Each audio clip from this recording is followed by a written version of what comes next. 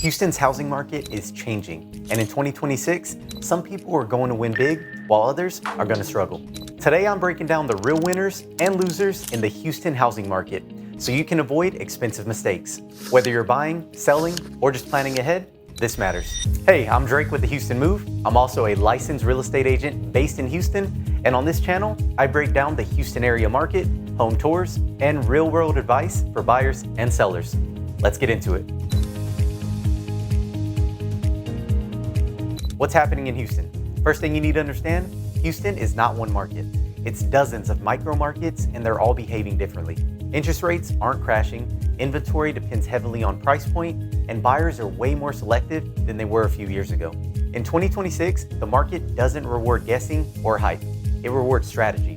Winners in 2026. Winner number one, well-priced move-in ready homes. The biggest winners I'm seeing are homes that are priced correctly and move-in ready. Updated kitchens, solid roofs, clean inspections, these homes are still moving. Buyers today don't want projects and high payments. They want certainty. In 2026, condition matters more than ever. Winner number two, suburban and semi-rural areas. Another big winner, suburban and semi-rural areas outside the city core. Places like Richmond, Rosenberg, Fulshire, and parts outside Sugar Land are getting more attention than ever. Why? People want space, they want privacy, and hybrid work make distance less scary. You can still get more house, more land, and better value compared to Central Houston. Winner number three, prepared buyers.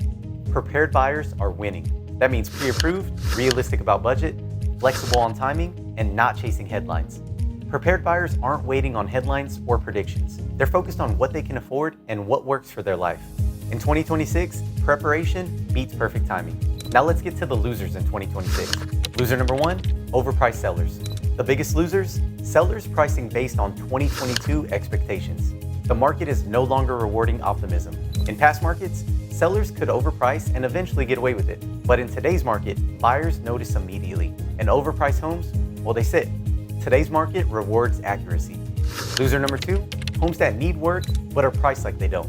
Buyers are okay with projects, but only if the price reflects it. Old roofs, dated kitchen, deferred maintenance, buyers notice everything now. If the numbers don't make sense, they walk.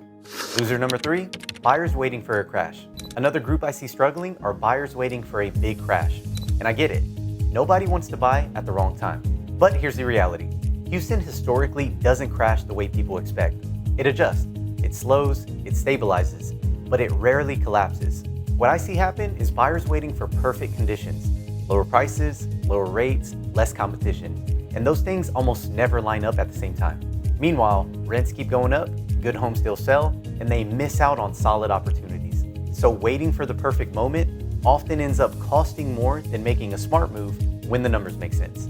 Smart decisions beat perfect timing. Houston is a very different market than places that saw huge run-ups and huge crashes. We have diverse industries, steady job growth, and a lot of inventory across price points. That's why instead of big crashes, Houston usually sees longer adjustment periods where pricing matters, condition matters, and strategy matters.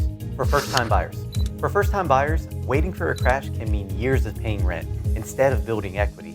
Even a modest purchase done responsibly can put you way ahead compared to sitting on the sidelines for too long. For move-up buyers, timing both a sell and purchase perfectly is nearly impossible. The smarter approach is looking at the net move, not trying to win on both sides at once. What this means for you. If you're a buyer, focus on value, not hype. Know your numbers, be patient, but be ready.